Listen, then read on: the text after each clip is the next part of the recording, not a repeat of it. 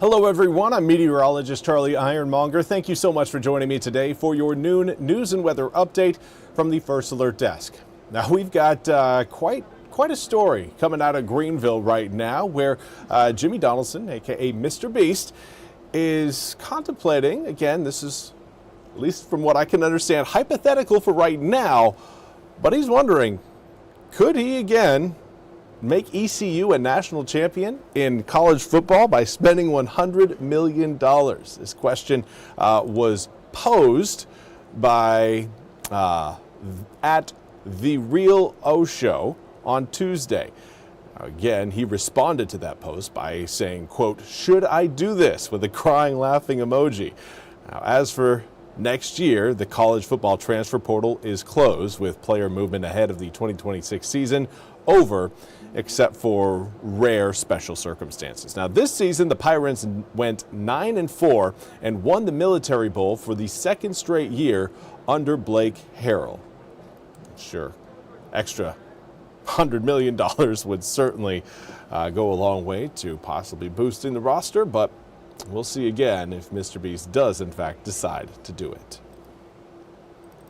Now, of course, we also want to highlight the ongoing nationwide search for Nancy Guthrie, the mother of Today Show host Savannah Guthrie. NBC's Dana Griffin has more from Arizona.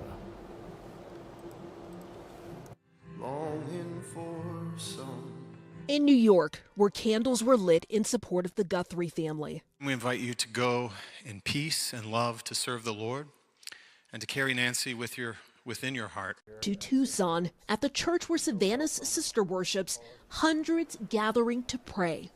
Our Father, who art in heaven. A nationwide show of solidarity and support for the safe return of Nancy Guthrie. We're obviously all hoping that she finds her way home and is safe. I just wish for her to come home and for God to just give her peace in whatever situation she's in right now. Lisa Contreras, a former colleague who worked with Savannah at a news station in Tucson, helped organize the prayer service. This community was asked to pray for Nancy. Savannah asked us to do that. She asked us to keep the family in her prayers, and that's what we're trying to do here tonight. Support for the Guthrie family spreading across the country. Colleagues and friends also sending their love and support. From New York's Cardinal Dolan. In Savannah, I'm asking the Good Shepherd to find this lost sheep. To NBC Sports anchor Mike Tirico. And this is a time for caring about the people in your family, and we are holding Savannah near and dear to our heart, and we are praying for all of them. Back in Tucson, the community coming together. Those of us who worked with Savannah just feel that this is what we need to do to come together and to show our support for a fellow colleague that we love very dearly, and we love our mother too. We want her to know that she has our support, our love, and our hope that Nancy returns home safe and sound. And again, that was Dana Griffin reporting. We now want to turn to your weather forecast. Again, we've got snow on the ground right now, but that snow is not from what we had earlier this morning. We saw a few flakes come down. Some areas still seeing a little bit of some snow, but kind of seeing that opportunity for some snowflakes wrapping up as we speak. Again, here's still a look at some snow on the ground in New Bern. This is through our Neuse River cam. You can see the river there on the bottom of your screen. 34 degrees right now in central Craven County. Feels like 25 when you factor in that northeasterly breeze at 12 miles an hour. Now, as we head into the weekend, a lot of that snow will continue to melt, but today's air temperature is not going to encourage quite as much melting as what we're going to see as we really kind of head into your Friday. Today, highs mid to upper 30s. Not going to be getting too much warmer than where we're at right now. Obviously, certainly feels cold when you factor in the breeze. Northeasterly wind right now in Greenville coming in 13 miles an hour. But you'll also note that a lot of the snow has melted away, been shoved off of the roads, and things again are getting back to normal in eastern North Carolina. But again, we did mention that there would be some opportunities for snowflakes today, and we are still seeing just that.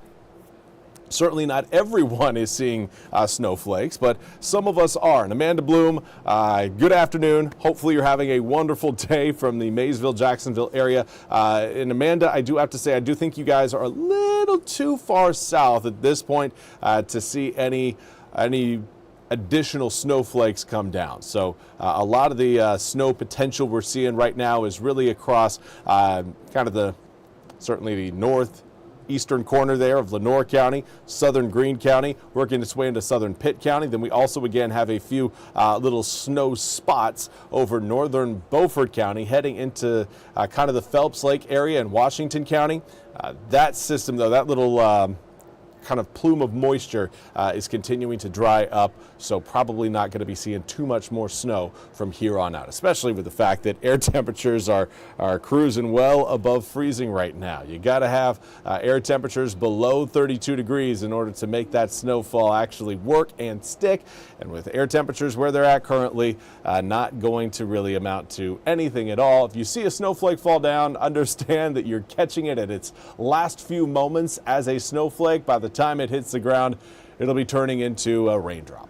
Now, over the past 24 hours, we have certainly seen air temperatures come down quite a bit, seeing about a 5 to 13 degree drop across eastern North Carolina in terms of air temperatures. A lot of that obviously has to do with the low pressure system that's bringing in more of that northeasterly breeze. It is cold. It is going to remain cold for today, but over the next 8 days, we will be getting warm again. In fact, we're going to be getting into the low 60s, not this afternoon, but coming up next week. Something to look forward to if this cold air has you down.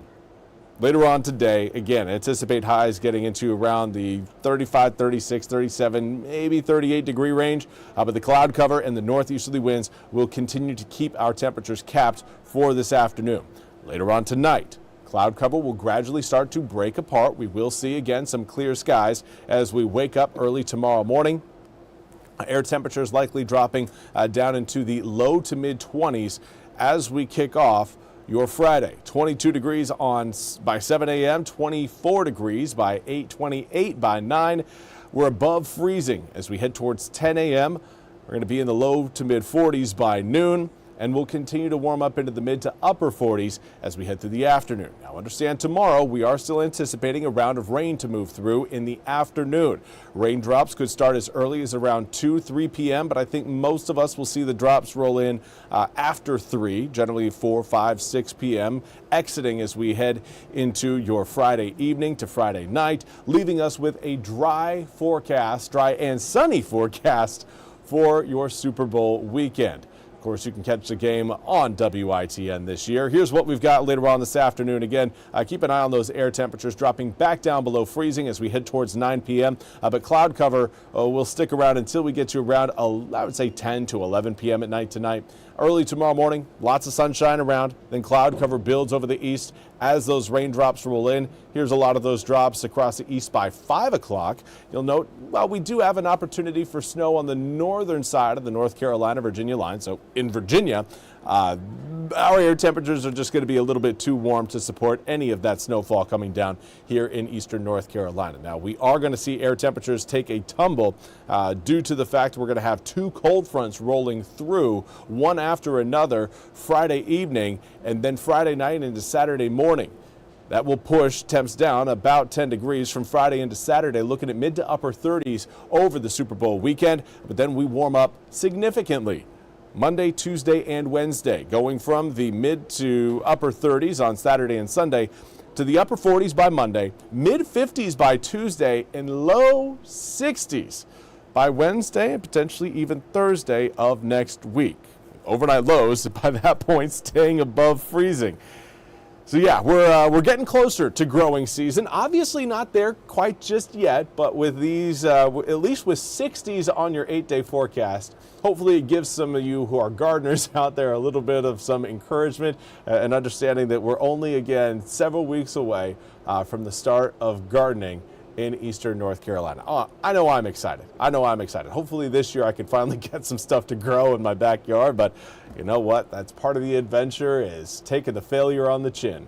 Anyways, that's all we have time for today's noon news and weather update from the First Alert Desk. I want to thank you all so much for joining me. We'll be back with more news and weather coming up at the top of the hour. Until then, have a fantastic rest of your Thursday.